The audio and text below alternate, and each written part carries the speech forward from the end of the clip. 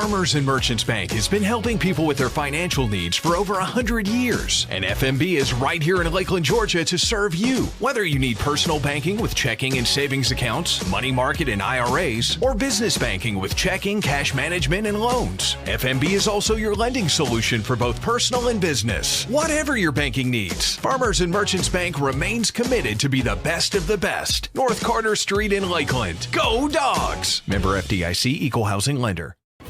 Well, hello, my name is Pastor Austin Deloach, and on behalf of Southside Baptist Church, I'd like to take a moment to invite you out to our worship services, 10:45 a.m.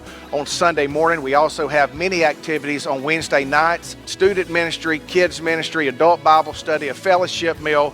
So we invite you to come out at 6 o'clock on Wednesday nights. Also, our websites, you can go to thetruthofthematter.com or southsidelakeland.org and pay us a visit on the World Wide Web. Lakeland Drug Company has been Lakeland's hometown pharmacy since 1950. They're more than just medicine, offering personalized service, a drive-up window, and a delivery service. Located at 42 West Main Street in Lakeland, Georgia. You can call 229-482-3677 or visit them online at lakelanddrug.com. Lakeland Drug Company, more than medicine, and a proud supporter of Lanier County Bulldogs. Hello, I'm Pastor Austin Deloach, and on behalf of the Southside Baptist Church right here in Lakeland, Georgia, we're so excited to be supporting the Lanier County Network and Lanier County Athletics. And just want to remind you that our worship services begin at 10:45 a.m. on Sunday, but we also have many opportunities on Wednesday night. Again, it's a great blessing for us to be able to support Lanier County Athletics. We want to thank the administration, coaches, the players for always representing Lanier County well, and we hope you have a wonderful year.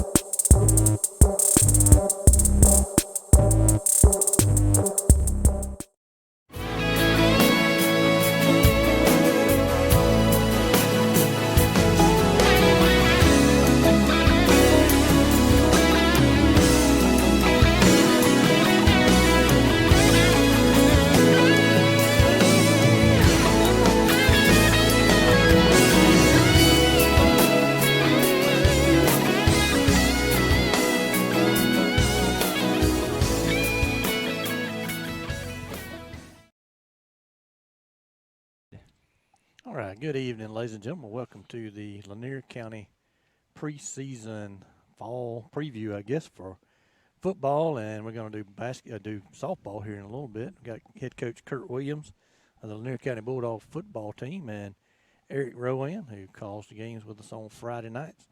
And how y'all guys doing this afternoon? Doing great. Just got off the practice field, ready to talk about our dogs. All right, we come into this 2023 season. I'll get the year wrong. I've done got so old. I get confused on what years we in nowadays. But 2023 football season, coming off of a playoff win last year for the first time in program history. Went over to Miller County and won our first playoff game, and then advanced to the second round for the first time. Had a good season, Coach, and absolutely looking forward to getting back out there and getting after it again. Yeah, that's kind of been the theme for us.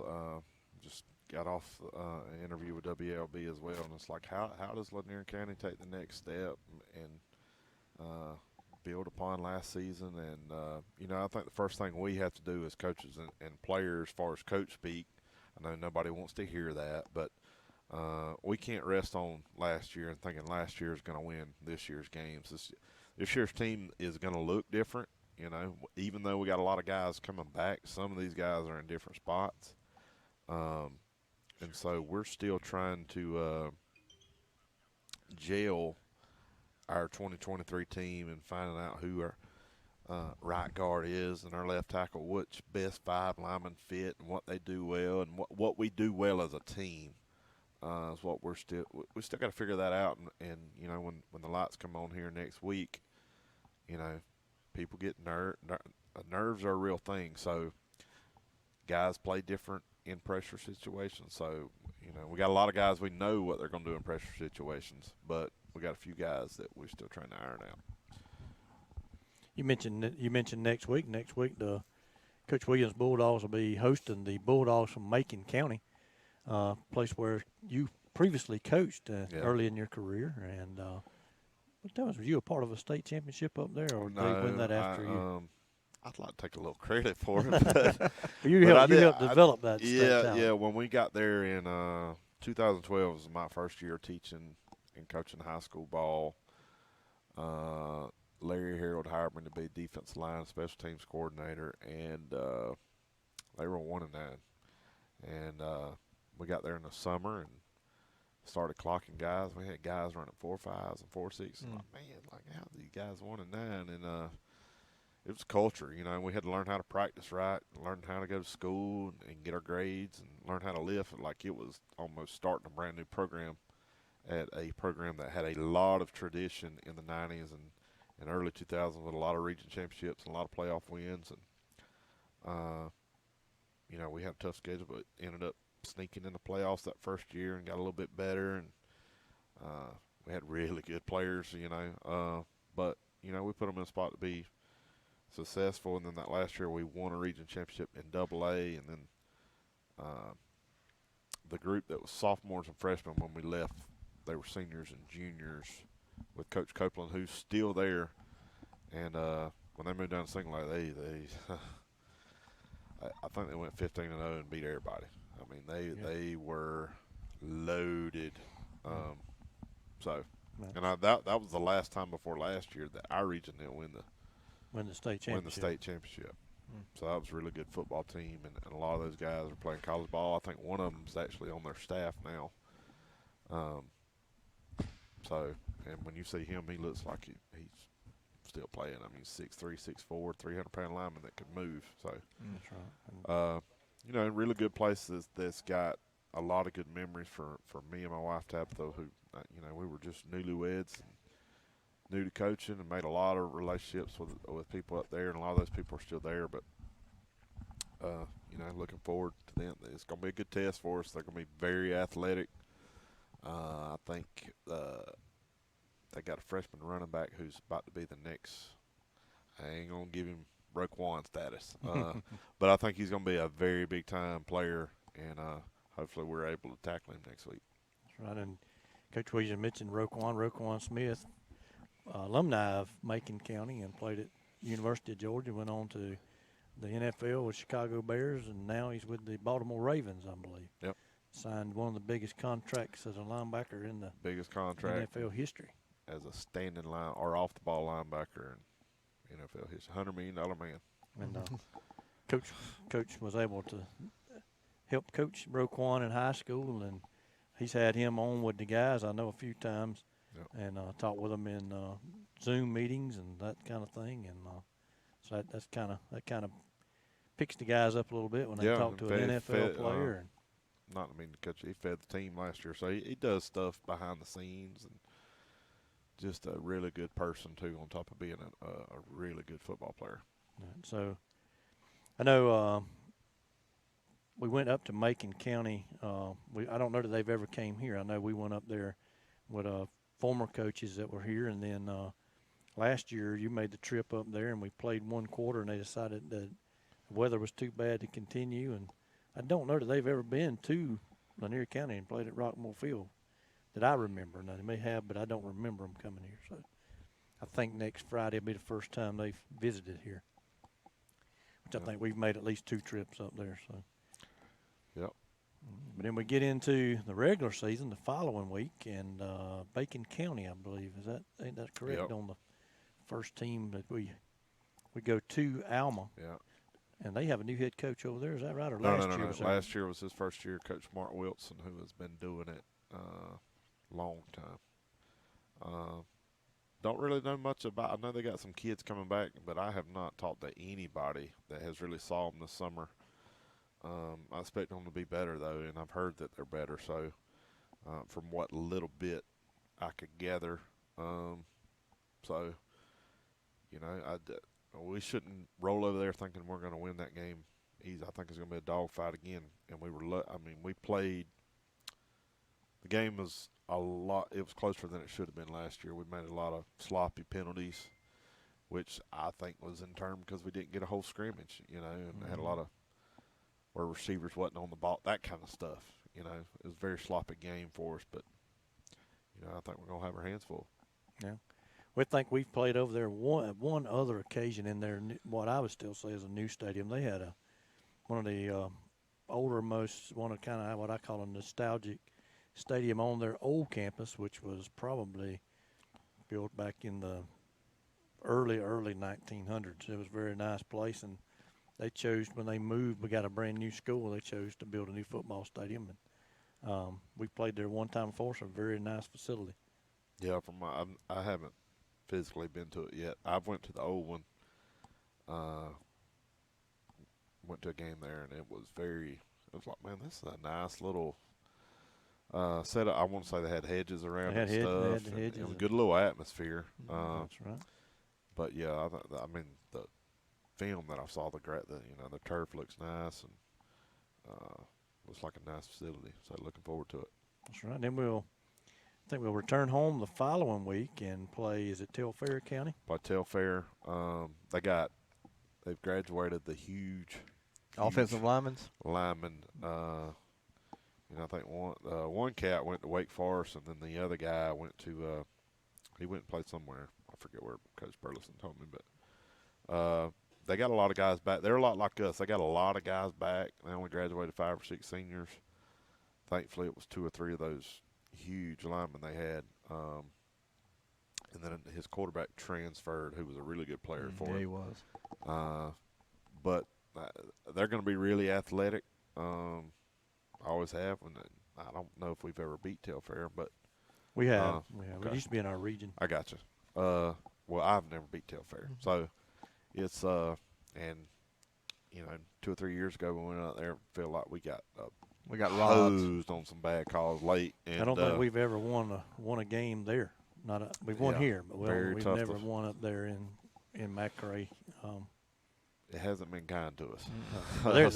they're a former region opponent. Them in Wilcox County. Yep. Moved out of our region a few years ago, and when we inherited Brooks County for a while, and before they reclassified. So 2 reclassifications ago, and we'll talk about a little bit about that in a little bit. Is there will be a reclassification at the end of this football season, somewhere around basketball. Yep. But all these first 6 opponents, 5 opponents. 6. First 6 are non-region ball games. After Telfair, we host. Did we host Santa Fe? Santa Fe out of Florida. They, and this is the first time the Florida team's actually come back to us. It seems like every time they're supposed to come back to us, they void the contract, and there's really nothing much you can really do because they're not in the same state association with you. And they're on a different cycle than we're on. Where I think they've changed their cycle to match us. They have changed it to match us where we can, for us, it's a lot closer to play a Santa Fe than go to Columbus or Savannah or somebody to play. That's right. I mean, it's about the same ride as going to Miller. That's right. Mm-hmm. So, and a lot easier down 75. 75, and you're down there. And but they bring back. They're under a second-year guy. Last year was his first year, and we had to claw out of there last year to get that win, and won it in overtime on a kick. Yes, and then they bring back. I hope they don't. I'm not sure, but they had one of the best D lines we saw last year. I thought very underrated, and they're like a 3A, 4A school. That's right. We Georgia got down there. terms. They turned out to be a much larger school than what I was thinking. Yeah. I was thinking we was going to play somebody our size, and turned out to be a very big school, and about like going playing Cairo. Mm-hmm. Similar Probably in size. so. Probably so. And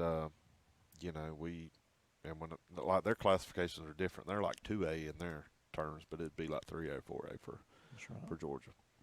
That's right. Then after that, we go on the road again over to Nashville to play Berrien County. Yep. Coach Williams' alma mater. If I'm not mistaken, we put a pretty good thumping on them over there last time. They come back and nipped us a little bit here last year, but Yeah, and we shot ourselves in the foot. We fumbled the ball twice inside the 10 last year, going in. So we had our chances and we blew 'em. And so we got to get that stuff corrected. And they definitely got one of the best skill players in the state that's committed to Florida. And Josiah Davis is a really good ball player who we're gonna have to bottle up. And if we don't bottle up, it's gonna be a long night. And And didn't we so, keep him in check last year, Coach? yeah, I actually I don't know what they did afterwards, but based on the scores, we actually were able to bottle them up better than anybody else. And I won't say he led the nation in kick return touchdowns last year or something like that, but so Lanier ain't gonna try to. If we kick the ball to him, and I'm saying this on air, right? If we kick the ball to him, it's by far a mistake, and somebody will be hearing about it. So we're definitely not gonna try to. We got to limit him because he is good enough to beat you by himself. That's right. Then week after that, let's see. We got another week till we go to Pelham, but do we come back home and play? We'll play McIntosh for homecoming after burying here, and they're. I'm not really sure what all they're. I think he thinks he's going to be a pretty good ball team. When I've talked to Coach Warren, they do a great job of producing these scrappy, physical, not really big in size, but they really run to the football well on defense and hit you. They're one of the best defenses we faced last year, I thought, too. And, he's got a lot of guys coming back, too, and that's going to be a physical ball game for homecoming. There's a ball game that we went over to Darien last year, and we led just about the whole ball game to the very end of the ball game, and they was able to punch a couple in at the end. And we had a borderline. I think we were up 10-6, and we threw the swing to Jalen right down the line of scrimmage, and it was on their sideline, and they ruled it a fumble, and we thought it was incomplete, so we kind of gave up on the ball, and they ran it back. They got an easy 6 like that, and then I think the following drive they hit a big play on us, and and then we get in a 2-minute drive down there, and on 4th down we dial something up, and BJ just slips out of his break, and well, that field was awful. Yeah, field shape was awful, and I definitely had. I was going to say, on one of those runs they had, you would have hoped that somebody would have felt it stepped in one of them big holes they had. Well, that's probably the worst field I've seen in a long time. It was in bad shape, but some tough craters for those sand nets or something. But good ball team down there. I think they finished the season 10-2 and lost the clinch in the semifinals. And that was a team that I can't remember. Yeah. And so that's quarterfinals maybe, but so that was a ball team that we led for most of the game, and then they went deep, made a deep playoff run. So good ball team down there. And then we'll go to Pelham. First time we've been to Pelham in a long, long time. They used to be, if you can believe this or not, Pelham used to be in our region, and at the same time, Bacon County was in our region. That's and a long bus ride. We were all Region 1 back in the day, back in the 2010-ish, in that range. I would say when I was in mid-2000s, Yeah. I think is when it was. Yeah, man, Not sure. Region went from Colquitt, Georgia, down in Miller County, all the way to Alma and Bacon County. Oh. And they went to Donaldsonville in Seminole County with Bakari Rambo and that bunch down there. And so Bacon County and from Alma to Donaldsonville is a haul, but they were sub-regions and all back then. But we're going to go to Pelham, and they have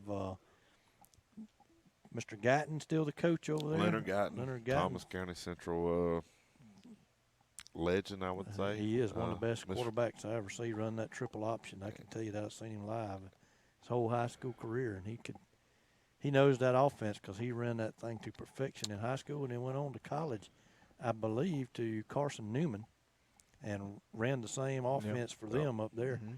And I expected them to be. He knew that Ed Pilcher triple option. He knew that split back veer. Yeah, I look for them to be a lot better. It could be really good. I hope they ain't caught up with the veer yet, because that's an offense that you don't see every day, and it's hard to prepare for.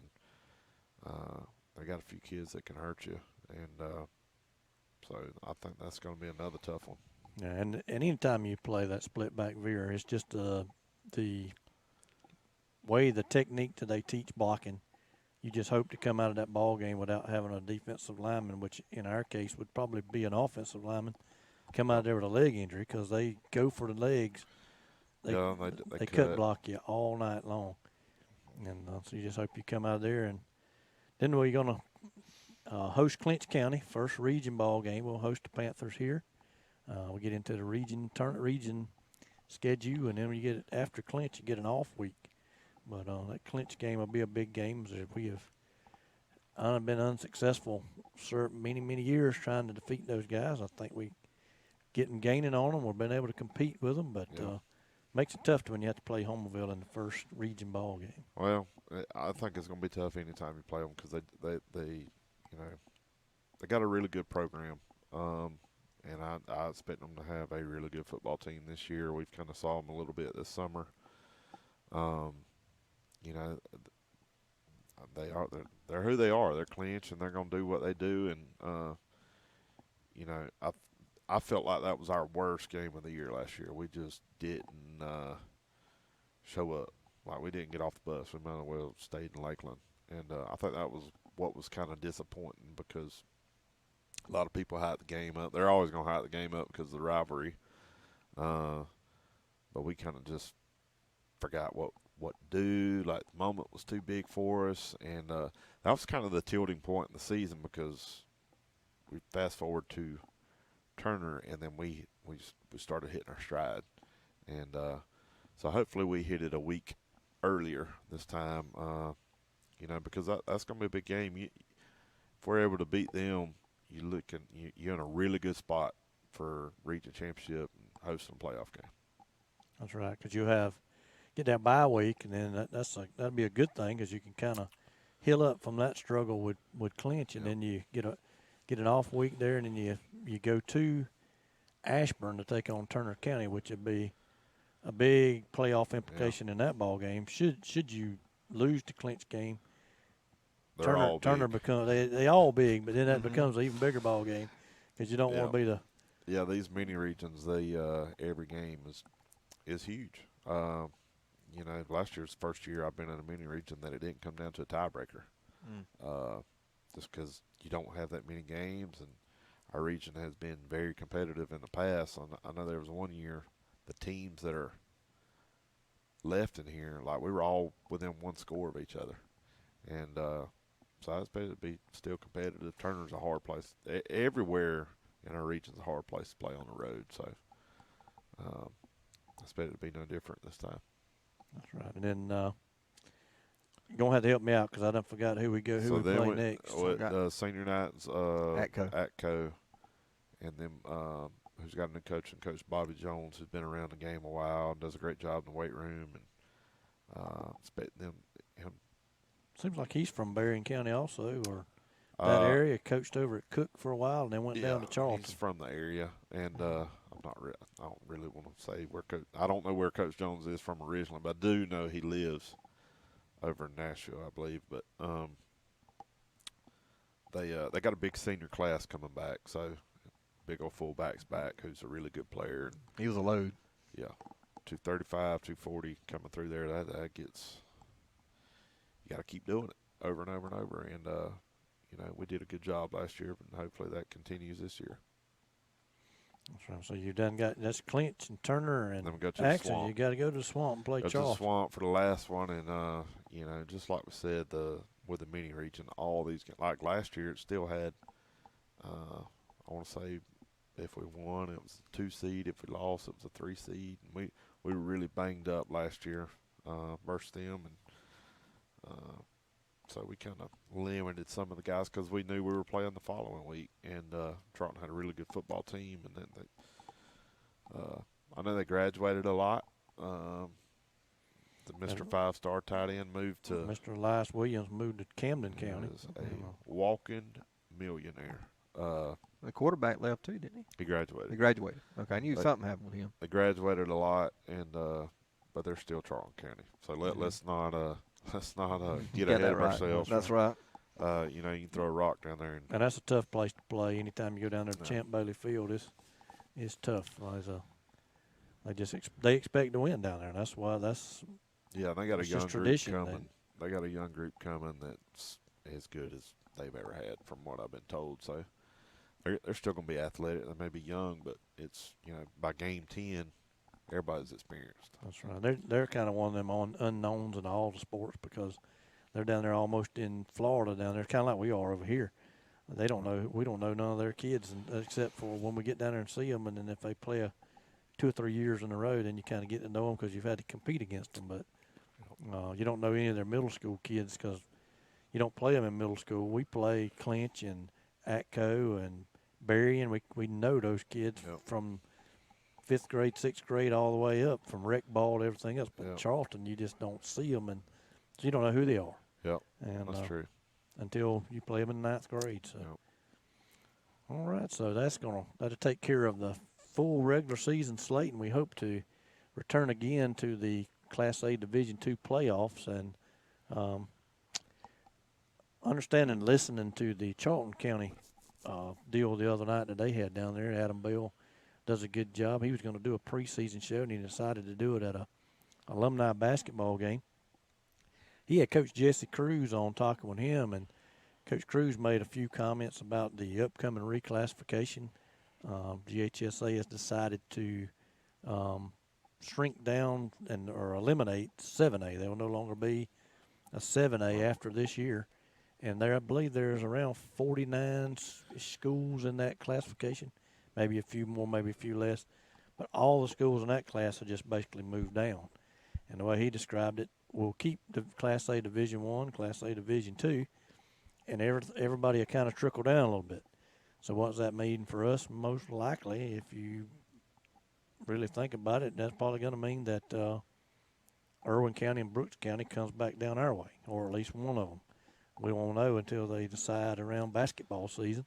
But kind of got to have that in the back of your mind that that'll be something that'll happen. But that's down the road. That don't have nothing to do with this year, so we play ball this year. But it's just something to think about. Yeah, I don't really know. Like everybody I've talked to, I know Coach Cruz knows way more than I do, but kind of really unsure of how we're going to be affected. I do know our numbers are up, so it's going to be, you know, we'll see what happens. You know, but like I said, that's way down the road, and we've got a good group of guys with about 40 kids, and a good group of coaching staff, and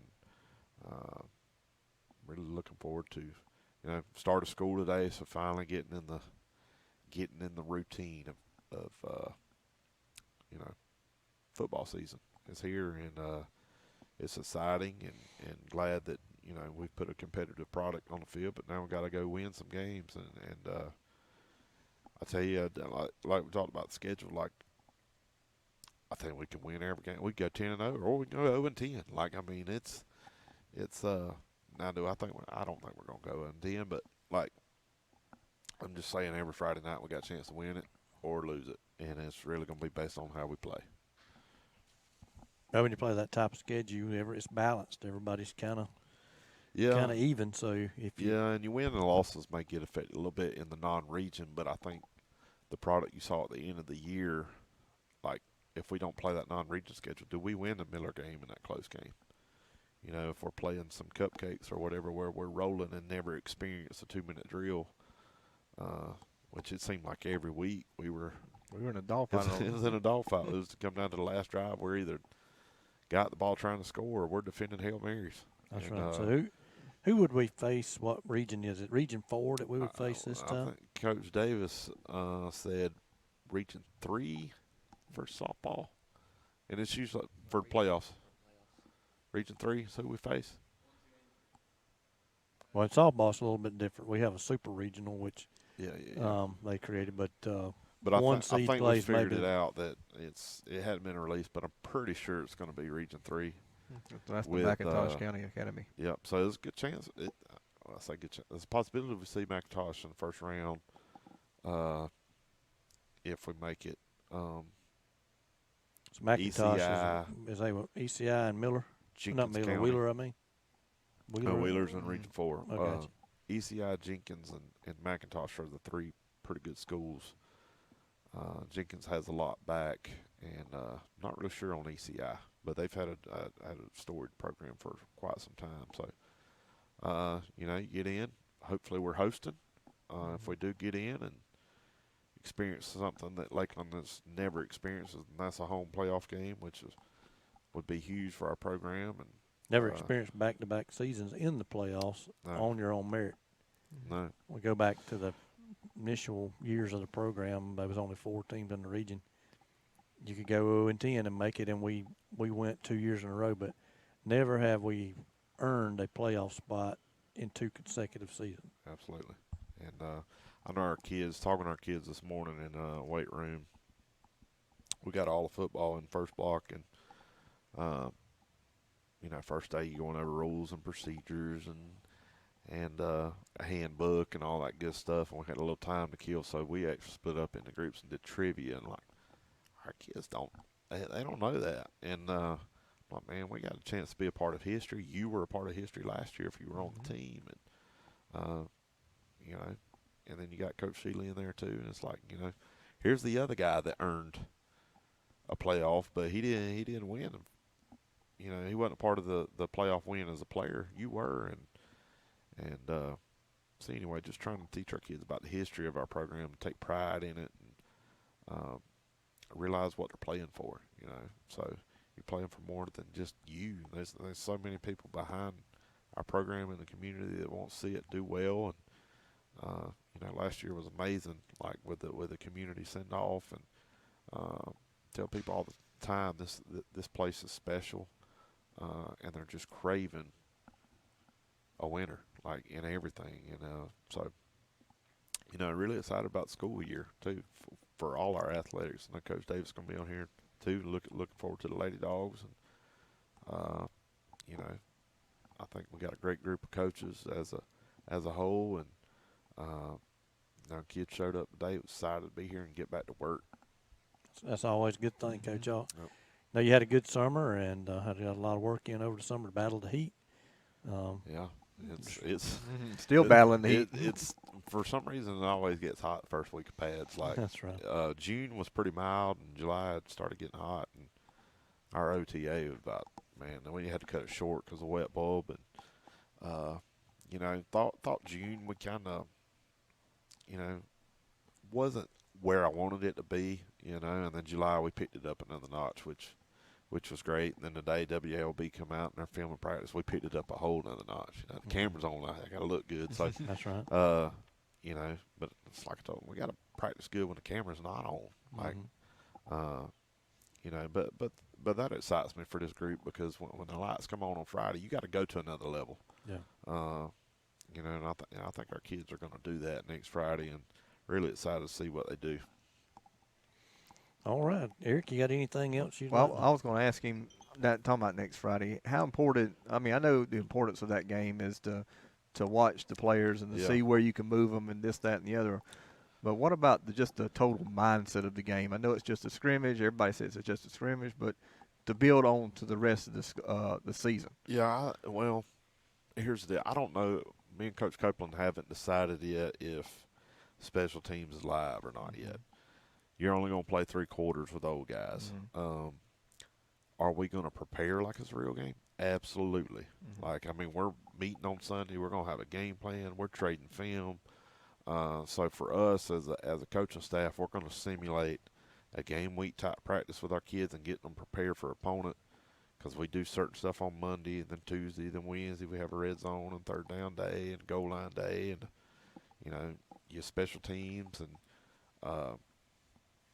now how do you approach it? We got a couple guys banged up that I'm not sure is going to play that are big factors in our season. So, those are going to be kind of, I don't know if they're going to be cleared. Some of them are going to be game time decisions. So, do we put them out there trying to win a scrimmage game? That's kind of, we're trying to win the game, but I'm saying, like, far as do we rest them and get them ready for the regular season? I think as a fan, we want to win every game. Coach, we want to win every game, but we really got to take the big picture in mind and getting ready for October. You know, I think the way the high school season is set, it ain't like Georgia and college where game one is a playoff game. I mean, because if you lose, you have the playoff picture. For us, it's about building week by week and getting better while trying to win every game and get ready for October 6th, which is when Homerville rolls in here.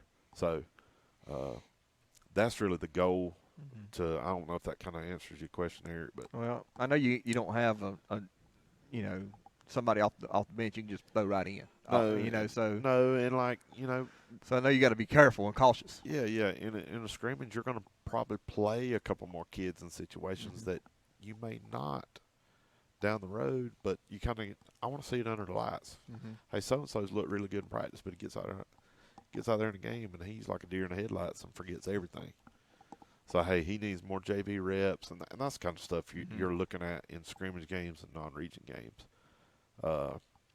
So there's kind of the only difference in a scrimmage and a non-region game for us is the non-region game actually counts as a win or loss. So I just know that game last year left a bad taste in my mouth. I'm sure it left a bad taste in your mouth. And and it's easy to get frustrated about that in a scrimmage game, and then hey, maybe the good Lord's looking out for us, so and so would have slipped the wrong way or something like that. But when my weather bug says you're 12 miles out, it's time to play. But you got lightning in the area, and it just supposedly happened when we've led, and then all of a sudden you scored, and all of a sudden, that kind of it does leave a bad taste in your mouth. But in the end, we got to keep moving forward and keep our kids focused on what's really important. So. And that's getting better every single day as a person and a football player. That's right, and certainly we'll be here next Friday night on the Lanier County Network, bringing you all the action. But let me say this: if you enjoy college football, and I'm telling you, there's nobody enjoys it more than I do, come out next Friday night, give the Lanier County Bulldogs and Coach Kurt Williams. And the band and the cheerleaders and see the band will be in the stands next week too. See all of the atmosphere that you'll see here. There is nothing. I mean, college football is great, but high school football rivals college football on any day. And we used to. I mean, I'm gonna tell you, my wife's from Thomas County, and she went to Thomas County Central High School. Coach Ed Pilcher won 5 state championships over there out of 10 seasons. We went over there. That's for my first experience with high school football, other than maybe going and watching Clinch County or Berrien County, and it was just a totally different ball game when we came over here and we started a program, and that school did, and I didn't go for a long time because I was going to Central ball games because they was winning, and I mean it was just different. And we came here and it wasn't the same. Well, let me tell you, now it's the same. It used to not be the same. Now it's the same. On Friday night, the entire atmosphere, you and your family will enjoy it. You'll be wanting to come back. You'll be asking, hey, when is the next home game? Come out and give the guys an opportunity to win you over, and you'll be glad to support them, and they'll be glad to have you as their supporters. Yeah, I second everything that Keith said because my wife graduated from Lowndes, and I went to the Lowndes game, and I was there in '98 when Lanier played Lowndes. Or not 99, excuse me. That's when I started dating my wife, and I was there when their band played for our team when we scored a touchdown, and it was nothing to beat Lowndes' atmosphere. But coming over here and being a part of this, it rivals it. I don't care what they say. I don't care if they got 12,000 people over there. Well, I think everybody. There's a lot of people that deserves a lot of credit for that, and I think. Having a consistent coach staff has really paid off from that, and people in the school getting to know me and coach, what can we do? And we had a big push for a student section last year, and heck, I didn't even know they were doing it in the spring game. They showed up in beach attire, and our students do a great job, like I said, with the band and cheerleaders, and the whole atmosphere has gotten better every single year. So I'm really excited to see what we got in store this fall. Well, there's not going to be 85,000 people like there is in Sanford Stadium, but you could help it be 2,000, 2,500 people, and you put them in Rockmore Stadium, and that place is exploding, and kids are going to play harder for Coach Williams, and not that they don't already play hard, but that fan base pushing them is going to let him get a little bit more out of them that he might not have got. There's nothing like it. That's right. All right, Coach, you got anything else? If not, we'll. No, fellas, appreciate what y'all and Jeremy do, and really looking forward to come on out and support us and get behind these kids. I know we're doing a meal train. We got a booster club meeting next Monday that I think a lot of folks are already coming. That, from what I've heard, and you're more than welcome to come out. And we're really trying to get the booster club back going better. I think COVID really hurt us, and we're going to feed the team and do all kind of stuff. And if you want to be a part of it, come on. And I know we got a current fundraiser too that is out all over Facebook. If you'd like to donate, please click on the link. And it's easy. I mean, you just kind of pick whatever donation you want to make, and we appreciate it. We get the majority of that money, and we're going to use that money to feed the kids. And let's go make history, boys. There we go. Mm-hmm. Looking forward to the next Friday night and the full season, Coach. Yep. Mm-hmm. All right, so we're going to take a break here for a couple of minutes and give our sponsors some love. We appreciate everyone that sponsors, and we appreciate a few more. If there's anybody out there who would like to sponsor Lanier County's network, all sporting events is what we're trying to do. We'll take a break here, and then we'll come back with Coach Ben Davis and talk about Lady Dog softball. Farmers and Merchants Bank has been helping people with their financial needs for over 100 years. And FMB is right here in Lakeland, Georgia to serve you. Whether you need personal banking with checking and savings accounts, money market and IRAs, or business banking with checking, cash management, and loans, FMB is also your lending solution for both personal and business. Whatever your banking needs, Farmers and Merchants Bank remains committed to be the best of the best. North Carter Street in Lakeland. Go Dogs! Member FDIC, Equal Housing Lender. Well, hello, my name is Pastor Austin Deloach, and on behalf of Southside Baptist Church, I'd like to take a moment to invite you out to our worship services, 10:45 a.m. on Sunday morning. We also have many activities on Wednesday nights, student ministry, kids ministry, adult Bible study, a fellowship meal. So we invite you to come out at 6 o'clock on Wednesday nights. Also, our websites, you can go to thetruthofthematter.com or southsidelakeland.org and pay us a visit on the World Wide Web.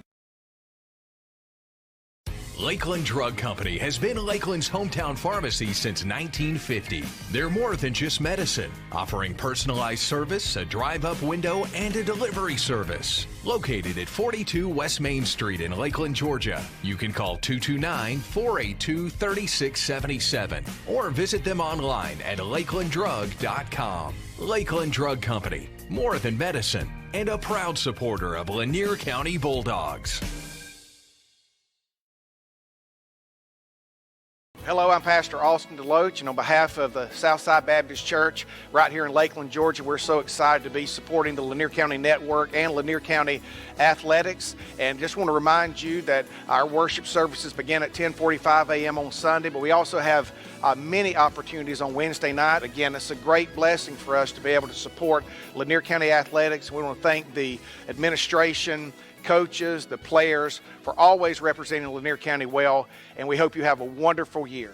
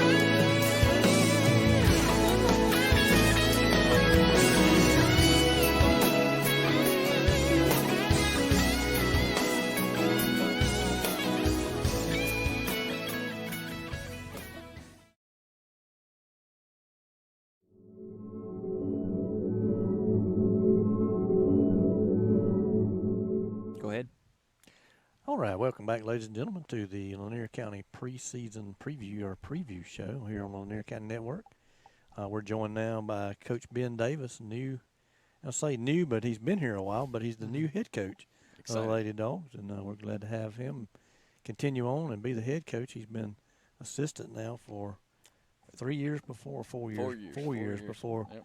Now this year he's going to be our new head coach. So, Coach Davis, welcome to the show, and I want to say once again, I've told you this before, but congratulations on your promotion, and we're looking forward to softball. We got a little bit of taste of it last night. Yeah, thank y'all. I'm extremely excited and blessed to be here in Lakeland and coaching these Lady Dogs, a historic program, a very proud program, and that shows everything through the Lady Dogs alumni program that they've got going on. It's a great program. Glad to be here to lead this group right now. We're achieving some big things. Last year, we made it to Saturday. We got some unfinished business this year to take care of, and we're working hard every day to take care of it and to get ready and to be battle tested and when we're ready to go. That's right. And what Coach Davis is referring to is made it to Saturday in Columbus, and a lot of teams would just be happy if they could ever get to Columbus. But around here, we kind of plan our season, our budget around. We're gonna have to have enough money to get to Columbus. Yep. So it's a great problem to have, is to be so successful. This program's is on a great run right now. I think we're 4 straight region titles. I think we are, and 4 or 5 straight trips to the Elite Eight. So that's a great thing to have. We got some great talent rolling through here. Some great girls that have come through in the past couple of years, and some great girls that are here in our program right now. That's right. And actually, we're looking at our 6th consecutive trip to the Elite Eight. We had the COVID year where we played here at home. We didn't get to go to Columbus. They only took the Final 4 up there. But 6 years in a row we're looking at going to Columbus and playing in the Elite Eight. And if you've never been, that's a prestigious thing if you're there. Some people said, I don't care nothing about the opening ceremonies. But that's part of it. That's we talked football with Coach Williams a moment ago, and football, you talk about the pageantry of the Rose Bowl and that kind of thing. Well, Columbus is kind of the Rose Bowl or the Super Bowl of Georgia high school softball. And it's the real deal. This past year, every year they have a big coaches meeting on Zoom the week leading up to Columbus with all the coaches that are there, and they actually we had states coming and observing us and how GHSA puts on the Elite Eight, because it's that impressive of a spectacle. I mean, I've been to high school state championships for football. I've been around and seen baseball and all those things, but high school softball in Columbus from Wednesday to Saturday, 64 teams. Is that somewhere around there? There's seven, 8. 8 classifications. Yeah, so 8 and 8, 64 teams. Yep. So, I mean, it's a spectacle to watch. Our girls we play our game, and then it's like, hey, let's go grab a bite to eat, and then we come right back. And we just wander around, and it's pretty awesome. You just sit there to watch classifications. We could be standing around like this watching a game, and the next thing you know, to your right, you're looking at Michigan's head softball coach, and to your left, you're looking at Tennessee's head coach, just standing there watching games with you. That's right. It's great. It's an absolutely amazing place to go watch ball games. You'll be standing next to, like Coach says, a major Division I college coach, and you don't even realize it. And if you hadn't saw him on TV, you might not know that. You might have stood there all day and didn't know that you were talking to Michigan's head coach. Yeah, you're just having a conversation. Next thing you know, you're like, hey, I remember watching that, and that person I had a conversation with. That's right. So it's a great thing, and it's our goal every year for our program to be. Let's make it to Columbus. Let's be a challenger in Columbus, and that's where we're at. Where we have elevated our program to that status right now. That's where we're at. That's right, and then these coaches, Coach Davis and then Coach Ray, now still with Coach Davis as an assistant coach, and Coach J.R. Rogers has joined the staff this year. I think it's the first time since in a couple of years. Last year we didn't have but 2 coaches and got a third coach. But we're glad to have Coach J.R. this year. Rogers, he's been a big help behind the plate. He's working with J.C. Newsom, who's moving over behind the plate this fall to be back there, and he's working with several others that we got that are going to work in as catchers. And all summer long, he's been hammering on just little skills behind the plate and being a leader behind that plate and knowing what we're doing around the field. And he's been a huge help with that. He's been a help with hitting. He talks hitting. He works with the girls. Today we were working just on bunts in the right field, and that was his goal, was just making sure we're getting our bunts down in timely things, because, I mean, we cause chaos on the field. That's our goal, is to cause chaos. We're going to hit a ball out of the park here and there, but we want to cause the chaos on the base pass.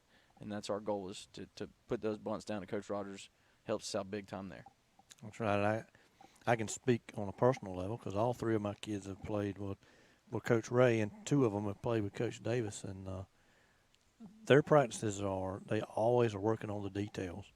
And you don't go to Columbus or get to that level unless you work on all those fine little details. And these coaches, they work on them daily. I mean, there's things that you got to know when you get there, or you don't get there. Yeah.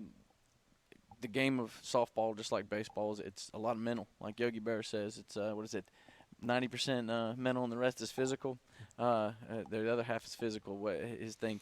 That's right. It's so much of that is preparing for what could happen, the little thing that could happen on the field. And we do a lot of that, a lot of little things, making sure we're hitting our cuts, making sure we're in our backup positions, or plays, making sure we're on our bunt plays, make sure our first and third plays are on point. I mean, a lot of those things, if we're going to challenge, we need to be on point, and we need to understand it needs to be just like muscle memory to us when we do things. That's right. And I'd say we have big goals, and the coach doesn't. A lot of times folks try to downplay. The coach knows that, there's big goals, and he's looking forward to try to accomplish those, and hopefully we will this year. And if not, I know we'll just go back to work the next day and get ready for next year. But that's just the way things were. We played a very, very good ECI team last year, and either one of us could have come out of there with a state championship. They was blessed just a little bit more than we were, and they was able to win it. But, hey, we didn't hang our heads. We came back to Lakeland and went back to work. Yeah, exactly. We had a great weekend up there. It was extremely successful, extremely fun, but at the same time coming home, with two losses on Saturday, it was just heartbreaking for us. It was heartbreaking for that senior class, is what done so well for us. It was heartbreaking, but like you said, we come back right to work. We got a lot of girls that have done a lot of growth in the weight room. There's a lot of speed that's been working on, a lot of growth in maturing as a team, and we've seen it all summer long in our preps and our tournaments that we've been working with as a team. Just a lot of congealing, a lot of getting better, and I look forward to us challenging right back there again. That's right. And Coach has already had several games this summer. There's one thing you're able to do in the Georgia High School Association is you can play ball games during the summer, and they've played in Thomasville, and then went to Moultrie, played at the FCA camp, and I know the girls had a great time up there at FCA camp. Coach, you want to talk about a few of those things? Yeah, this summer we've actually played a ton of talent around here and all over the state. We took on Moultrie and Thomasville. In Moultrie, we took on Dodge County. At FCA camp, we took on a team that's always in Columbus and Franklin County, North Oconee, an up-and-coming program. I had a great conversation with their coach in Perry. That was a really good team. They won 20-plus ball games last year. We played some very good, talented teams this summer. And it shows in our growth. In our tournament we hosted last week, we played Ware, we played Tift. I mean, we're not shy on who we play with. We're looking to get better in our games, and that's a good thing for us. FCA camp's a great thing for our girls. We take those girls to Columbus. We stay in the dorms at Columbus State. The FCA in West Georgia puts on an absolutely great program. We're eating a great cafeteria there. They put us up. They do chapel for the girls, these activities for the girls, and then they wrap up the week with they send us down the Chattahoochee River from the dam down through downtown on a whitewater trip, and it is an absolutely amazing time. We've had years where this year the water was slow, but they allowed us to get out of the boat longer. I mean, you're just floating down the river. It felt great after being out there in that sunshine, playing 2 ball games. But then other years we've had it where that river is flowing, and it's more of just an adrenaline rush of riding that boat and flipping it over and hopping back in.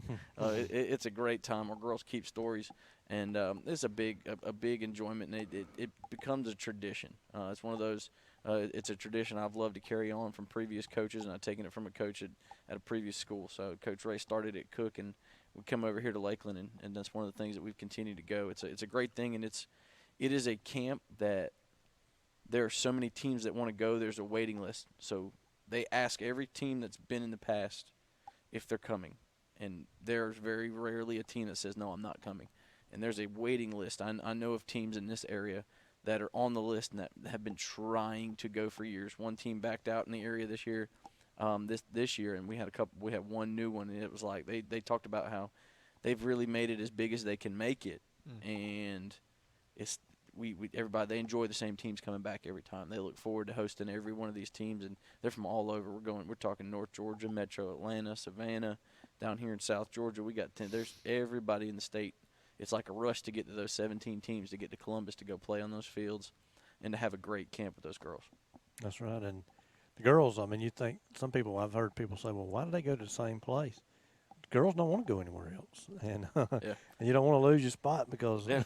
And then there's another FCA camp. I believe it's at Georgia Southern, and I mean I've never been to that camp. I've been to their baseball camp over there for FCA camp, but I've never been to their softball one. And our girls, I mean they love to go. They love to go for the whitewater rafting. They get to play at Columbus, and it's kind of like a tradition. In fact, I heard North Oconee's coach, we good buddies. He talked about with his girls that this is the starting point of their season. They want to start in Columbus and finish in Columbus, and it's kind of one of those things we made mention to our girls. This is where we start. We start our July here, and we want to finish in October here in Columbus and play. That's right, and that's another thing. It gives you an opportunity to play where you want to get to. Yeah. So when you do get there, it's familiar. It's kind of familiar. It's kind of like Exactly. playing a home field game. Yeah. Even though it isn't, but And you get used to it. Oh, by the way, they just took down every tree in Columbus. Oh, There- my. There's not any of in the main section. They took down all the trees in the big part of it. The girls were like, "This has changed." I was like, "Yeah, I know. It looks completely bare." But yeah, it's a familiarity. So when you walk in an Elite Eight situation, when you're battling for a state championship, hey, we played here this summer. It's not a shock to you. It's not a first time trip kind of deal. So that's right. I on a personal note, I went over. Jeremy and I went over to cover the Lanier County the first time. They may have went in years past before I knew anything, but the first time we went 6 years ago, and 2018, Jeremy says, and the players that are on the team now played a little travel ball with me, and I text their parents and I said, "There's nothing we've ever been to like this." And I can look out on that field, and I can see at some point our kids playing on that field, and it's a goal that you want to work to, and every kid that comes through this program works to get there. it's the pride of the program. I mean, here we are. We're small town Lakeland, and we take passion. We can all go play travel ball, and we can go play in World Series. It's great, but man, to play with your classmates, to play with the friends that you've been around since birth, to be on the same field and to be playing for state championships and playing for Elite Eight, it's a special thing, and it's a special feeling, and it's great to be around in an atmosphere like this. That's right. It ain't nothing like it. So if you ever get a chance to go up and watch it, if we're there, definitely come support Lanier County. But if we're not there, I mean, it's still an exciting place to be. But Coach, started last night. We tried to play a home game here, scrimmage against Lowndes County, 7A school, and bottom fell out there, and we was going to bring the game on the network here, and we couldn't do that. And then just last minute, hey, let's go over there and play, and it worked out. Yeah, lucky Coach Thomas, and we got two good umpires last night that are pretty good people. Coach Thomas said, "Man, I heard it's not rain to drip in Valdosta." He said, "Our field's ready to go." He said, let me call my AD, and he said, well, if you go call the umpires and see if they'll show up. And luckily, everything worked out. We were able to go get a game in, and we learned a lot. It's nice to play. I mean, that is a very quality Lowndes squad, and I mean, we're looking 7A versus Division II, Single A, but it's good softball programs. They got some great hitters. In fact, their girl in the circle to start with, I believe she's committed to Tech. So we got to see very good pitching from their side. We got to see very good hitting. Our pitchers had to be challenged by the top of their lineup is very good. They're very skillful with the bat, and it showed. And we came back out too. We got down 1-0 early, and we battled back and made moves and tied the game up, and we called it a tie. At the end of the game, we made some moves late in the game and doubled off some people to end some momentum. But for a scrimmage, very impressive, and learned a lot. from a very young team. Girls played hard, and y'all coached hard, and it was almost like a mid-season type atmosphere over there. It was. It was. They had a lot of fans, and we had a lot of folks that said, "Hey, well, we ain't playing in Lakeland, but we'll drive to Valdosta." Yeah. Well, it really was. It's more like a mid-season type deal. It's good to get started like that. Of course, it was just a scrimmage, but we was hoping to start Friday. Yeah. And that ain't going to work out. So yeah. Looks like right now, for certain, our first opponent will start a non-region schedule against Cook. Yep, we'll be at Cook next Thursday as of right now. We still got a couple feelers out trying to get some teams that the tournament we were playing in fell apart. So we're looking at trying to find some teams around the area or and around. Maybe try to pick up a game or two early next week, and maybe later on in the season as well, to try to fulfill those and fill those spots in. But Cook next week will be they're a very senior heavy team. They're going to be very talented. They got 2 girls in the circle that are going to be good. They're going to challenge us. They're had a couple years where Cook's been below the radar on things, but they're kind of getting back to the Cook they've been of old with a very good program over there. That's right, and they like you say, we've played with them and saw them. They got some good pitching and get some good athletes overall. Oh yeah. But you have put together a pretty tough non-region schedule. And we won't kind of go through every game because we'd be here all night. Yeah. What a 20-plus game schedule. Yeah. But kind of talk about the non-region a little bit. Well, the big things is we go to the watermelon tournament this year in Cordele. We got, I think we got Ware County, Lee County, and Dodge County. And all 3 of those programs, again, they're larger than us. We're looking at 4 and 5A. I think Dodge is 2A. Big schools that we're playing, good programs in that tournament. And that's will be a 1 game Friday night, 2 on Saturday. And then I think a couple weeks later we go to Jeff Davis. We play on Friday night. We're playing Appling, who I believe was a Final Four team last year. They got a girl going to Oklahoma, I think, pitching. I think so. She Oklahoma 70 State. plus. Yep. That's big time right there. Oh yeah, oh yeah. We saw that a couple years ago with Ace Charter. That girl that was there. That's a big time. I mean, I believe it's either Oklahoma or Oklahoma State she committed to. And then we'll see Tatnall, who's kind of an up-and-coming program in the same region as Appling. Real tough opponents. We got some regulars that have been on the schedule. Thomasville. Last year we added Camden. We're going with a home and away again in Camden. That seems to be a program that's kind of coming on the up and up. And we got the last week of the season, the last 2 play dates, we got Cook and Colquitt. So we're going to be prepared walking into the playoffs knowing what we're doing right there. That's right. And that little preseason poll came out yesterday, and we're at the top of our class, which we should be. I mean, we should be in the top 3 somewhere. We finished in the top 2 last year. We lost some very good players, but we brought back some very good talent. But I got to looking through those lists of every classification, and this summer, teams we played are ranked in the top 10, and all Lowndes we played yesterday, they're number 7 in 7A. Yep. We talked about Dodge County. Dodge County's ranked in AA. You talked about Appling County. They're number 2 in AA. We don't play Jeff Davis. We play at their tournament. They're number 1 in AA. Cook, I believe in my opinion, at the end of the day, they're not in that poll, but when we get to the other end of the season, Cook's a top 5 team, I think, out of those teams that just knowing the people that they got on that team, they're in the top 5 of that easily. Yeah. And Tiff County, they're ranked in 6A. Yeah, we played them last week, and I tell you what, they've got Coach Barber and that staff over there. They've got that team swinging the bat. They do. Yeah, they did. They have a great job, and I heard they battled pretty hard yesterday with Cook. They do. They have a very good staff over there, and I think they're gonna make a good run in that classification. Yep. So we played some tough people, and then we got some tough people coming up on a non-region schedule. Everybody that we played is a formidable foe, you could say. Yeah. Then we get into our region schedule, and we have the same folks that we typically play: Clinch and Charlton and Atkinson and Eccles and Turner. Yep. Yeah. I think to challenge us, you'll see Charlton and Clinch. They're going to be the best 2 in our region that are going to put a little pressure onto us. Clinch they got some young group coming up, and that they're going to, I think, start to build that program a little bit.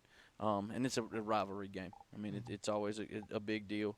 And then Charlton's kind of been that right there, just pushing us hard, and I think they're going to be right back at it again this year. I think they've had some questions in the circle, but we know they can hit. They know they've got some girls that can hit the ball, and I think that'll be key for them. They're going to challenge us in our region. Those two teams, I think, are going to be the ones that are going to push us. Of course, Clinch has their Coach Lee Douglas is back, but Charlton with a new coach, as their coach moved over to Coffee County. But I'm sure they don't take softball lightly down there, so I'm sure they went after a quality coach. So they, like you say, they'll be there. Talking about Clinch County, we expected last year. I did. I mean, the coaches, when I coach, I'm thinking every game's going to be a nail biter. But when I'm a fan, and that's all, I'm thinking, oh, we should go over there and run rule that game. We go over there and we're in the fourth inning. And wait a minute, we're losing. I think every year I've been here, when we go over to Homerville, it's a tighter game than it should be, and that just shows that just the rivalry, the fact that it's a rivalry between the two schools, and everything in this in both programs in all sports, that it's a rivalry, and it shows. Whether it's here, whether it's over there, it may be closer than the experts pick, is the way Lee Corso would say it, right? But it's just that way, just because it's a rivalry game. That's right. All right, Coach. Well, we've talked all about Columbus, and so that's the end of the year. But we talk about a little bit about, we done it last year. There's a new format when you get to the playoffs. You have a super regional, and we hosted 4 teams or 3 teams here, and we were the 4th team. But we hope to do that again this year. And talk a little bit about that. Yeah, I think they're experimenting with it with softball, and we may see in the future do it with football. We're not sure, but just rumblings that you hear and things. But I thought it was an exciting event. I really do. I thought there was a lot of intensity around the park. You had a lot of things going on. It wasn't just your traditional best-of-3 series. You send somebody home, that kind of deal. I mean, it was a 2-day tournament. I mean, it was intense. And, I mean, we had to battle back. We lost that first game last year, or the second game last year. That means we had to win 3 to get to Columbus. And you gain that momentum, and that's kind of what got us in on Saturday in Columbus. Was ECI got to win that first game in the morning, and they got their ball rolling, and that's what it did for us last year. But it's a double elimination format. They send 4 teams. This year we'll see the number 1 seed from Region 2, the 4 seed from Region 3, and the 3 seed from Region 4 is what I was looking at. So. And that's just looking at if we were to win the region. If you go anywhere else, it's that group of schools, 1, 2, 3, 4, that will be hosting there. We'll go to. The region champion gets to host, and that's a big thing. I think being in your own bed and being at home, being in your home field, those kinds of things in a 2-day tournament, kind of back to back like that, is kind of having that home field advantage is a big key.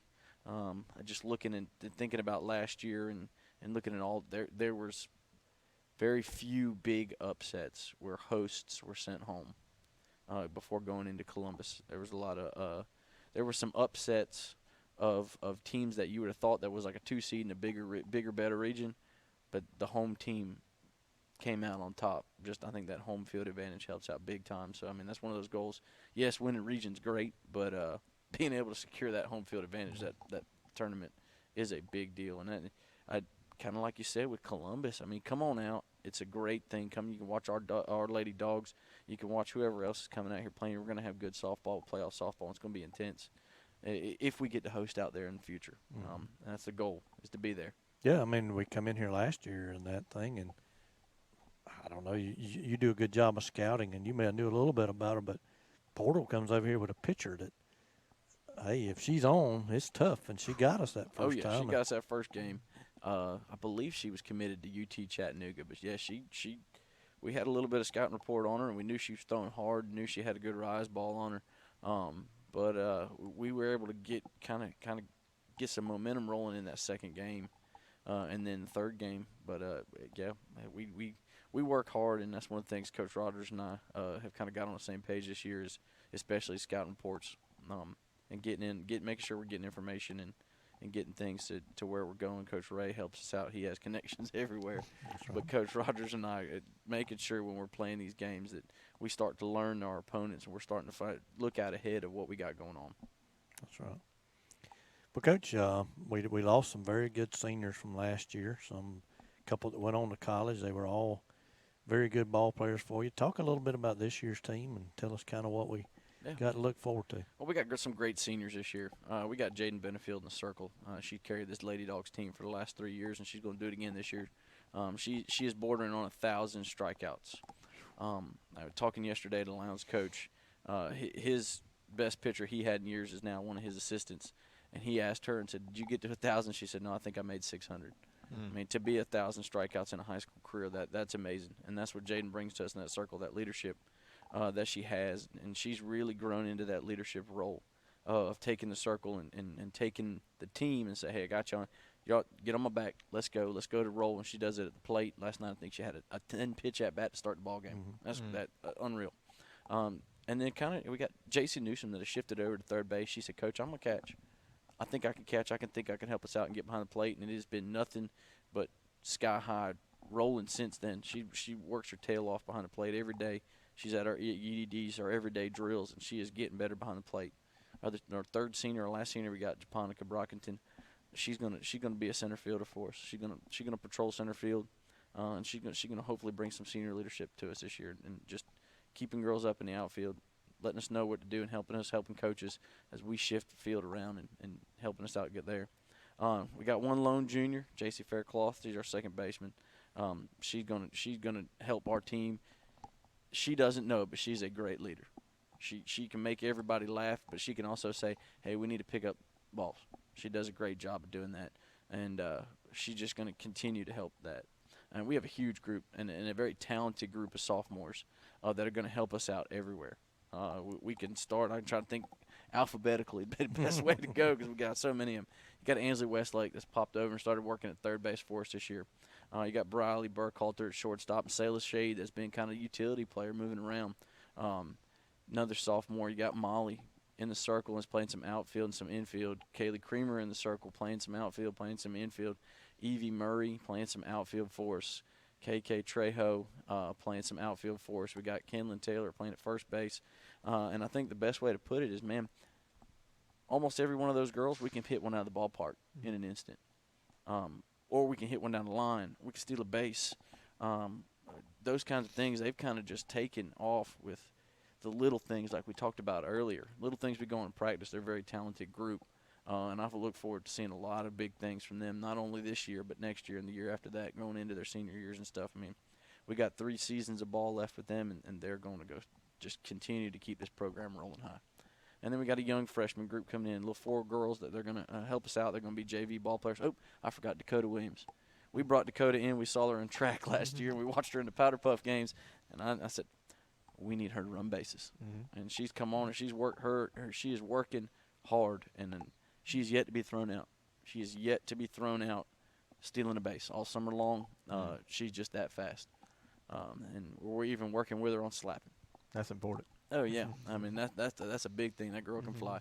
And like I said, we got 4 freshmen. You got Jade Squires, Chloe Fender, Katie Newbern, and Taylor Hogan. They're going to come in. They're going to be JV players. They're going to learn the program, get into there. We were working today. I told you we were walking in. Sorry I was late. But we were working. We had a great practice today, and it was one of those that everything was learning. Everybody top to bottom was learning. We were being challenged in that group right there, that young group, learning how to get a drag bunt down, learning what a push bunt is and those kinds of things. They're learning. They're learning at a rapid pace and growing. Yep, so that's a whole pile of people to remember all their names. I think I got them all. I think we got all 17. Can you remember their numbers? But Not yet. Not yet. So, but yeah, a very talented group of girls, and they challenge each other every day, I'm sure. But we're going to be looking forward to a very good year. Like I say, we don't play that we know of until Cook on the 10th. Yep. First home game is going to be on the 14th. Yep. But go on the road this year and look at the Lady Dogs, and you can tune in here. We're going to try to carry as many of them as we can, but there's going to be times when we may have conflicts with other sports or whatnot. But if you can watch us live, I can promise you it's the fastest thing on clay. Yep, it's great. It's great. And our girls look forward to the season starting, and they look forward to football season. We talk about all the time. We go bus rides, and last year we kind of started it with Coach Kurt, and boys come and support when they can to softball games. They showed up at the regional, and we look forward to showing back up. We showed them some love after we won our regional. We hopped on the fence and started cheering them on. I think we beat Turner that night to guarantee the playoffs. That's right. So that's a big support we see, and we're excited about all the fall sports and everything we got going on here. Yeah, in you see Lakeland. the Lady Dogs in that student section that Coach Williams was talking about in football. You'll see the Lady Dogs in that. They'll be the biggest group.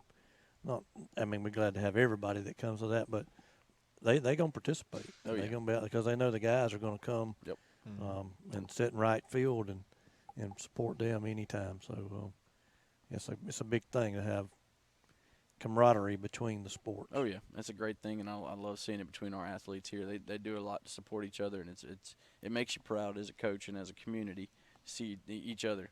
Just both of them, the groups supporting each other and making a big deal. All right. Coach, anything else you'd like to talk about before we wrap it up here? No, man, I appreciate you guys having me on. It's been a joy getting my first coach's show out of the way. Yeah. Well, we just kind of wing it. We don't really have a script or anything. Yeah. I would like to mention the picture from last night. You can see it on the screen there. Yeah, you could have swam to second base, and that Wow. was only after about 10 minutes. Wow. Yeah, it gets wet in a hurry out there, but it does run off. But Yeah. there's times where it can get unplayable, and that was one of those times. It got real quick last night. Is Lowndes' softball artificial turf on the outfield? It is. The whole field's turf. Yeah, okay. The entire field's Yeah. turf. We had to play in tennis shoes last night. I got you. I knew the baseball field was. I didn't know if their softball field was Yeah, as well. that was another reason that we didn't get started. We had to let everybody go home. Coach did and get their tennis shoes Yep. because Yeah. wasn't planning on needing those. I walked in the locker room, and the girls were kind of like, man, we wanted to play today. Can we play tomorrow? And I walked in after their coach called me, and we called the umpires, and I said, all right, guys, who's got tennis shoes with them? And they're like, why do we need tennis shoes? I said, well, in order for us to go play right now and go get on the bus with Coach Rogers, we need tennis shoes to go play at Lowndes. We get to play tonight? I'll be back in 15 minutes. That's right. So we had a lot of that, a lot of running around. I was glad they could all go get their tennis shoes and stuff. So How different is that to play on than versus the natural grass the biggest thing is grip. grip? You think about it when you're in that circle and you're in the clay. A lot of times you grabbing that ball and getting dusty on your hands. You get good grip. You get sweaty. Last night we just kept having to toss the chalk bag back out there. Luckily we had a couple in the in bags. If not, we'd have been in some big trouble. And that's the biggest difference to me is the And the sliding. yeah. Oh, and the sliding. Yeah, and that hurt us early in the second inning. Sayla went in for a slide at third base. She picked up a ball. Ball kicked to the left. Girl catcher threw it down third base. Sayla was safe, but she kept going. She went Nothing for you another. can do about it. You just She went for another 5 feet beyond the bag and tried to scramble back. So those little things. I mean, when the ground ball, you get a real true hop. It's not going to kick and run. It's going to bounce right to you. And does any of these bigger schools that we're going to play this year got the same setup, or is this Lowndes the only school that's got it? In this area, this is it. I believe Hawkinsville, who's actually a Division II team, we played up there in soccer this past year, and I believe they were doing baseball and softball. I knew their football facilities. field was, Yeah. but It was hot. it was. It was hot, and we played that game in March. Yeah. It was hot. Everybody at the end of the game was red faced, and that game was it still wasn't too hot outside, but that reflection, man, it was hot. Yeah, it was. It was very hot for a soccer It's game. kind of like going to a Valdosta game. You could smell the rubber melting underneath Some of those you. 1 o'clock VSU games. yeah, it's awful. Yes, I was so glad when they got rid of those. Let's not do those. I think no more. all their games are at 7 o'clock this year, Yep. BSU. Yeah. So All right. Well, Coach, it was really good talking with you, and looking forward to another great season of Lady Dog softball. And we'll try to get together here ever so often and kind of talk about some games as we've completed them, and kind of talk about where we're at as the season's going along, and then we'll have a big show here at the end and talk some more about going to Columbus, and then talk about winning everything up there if we can. Yeah, man, that'd be great. Maybe get our girls a little talking on here. That'd be That's awesome right. to have. We can do. We've done that in the past. Is allow you to choose some young ladies to come with you. Yeah. And have some things for them to talk about. Yeah, that'd be great. That'd be awesome. Appreciate y'all having me sir. on. Appreciate Jeremy having everything. All right. For Eric Rowan, Coach Ben Davis, Jeremy Lewis on the controls, we appreciate you tuning in to this 2023 preview show, and hope you've enjoyed it, and come out and see these teams play.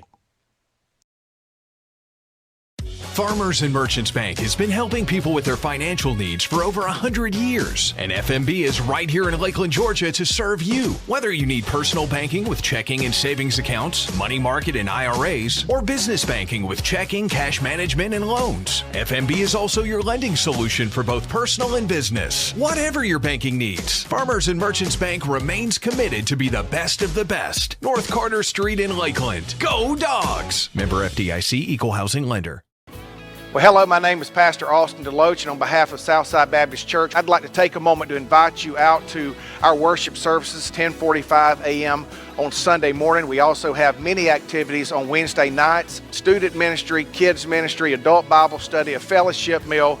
So we invite you to come out at 6 o'clock on Wednesday nights. Also, our websites, you can go to thetruthofthematter.com or southsidelakeland.org and pay us a visit on the World Wide Web. Lakeland Drug Company has been Lakeland's hometown pharmacy since 1950. They're more than just medicine, offering personalized service, a drive-up window, and a delivery service. Located at 42 West Main Street in Lakeland, Georgia. You can call 229-482-3677 or visit them online at lakelanddrug.com. Lakeland Drug Company, more than medicine, and a proud supporter of Lanier County Bulldogs. Hello, I'm Pastor Austin Deloach, and on behalf of the Southside Baptist Church right here in Lakeland, Georgia, we're so excited to be supporting the Lanier County Network and Lanier County Athletics. And just want to remind you that our worship services begin at 10:45 a.m. on Sunday, but we also have many opportunities on Wednesday night. Again, it's a great blessing for us to be able to support Lanier County Athletics. We want to thank the administration, coaches, the players for always representing Lanier County well, and we hope you have a wonderful year.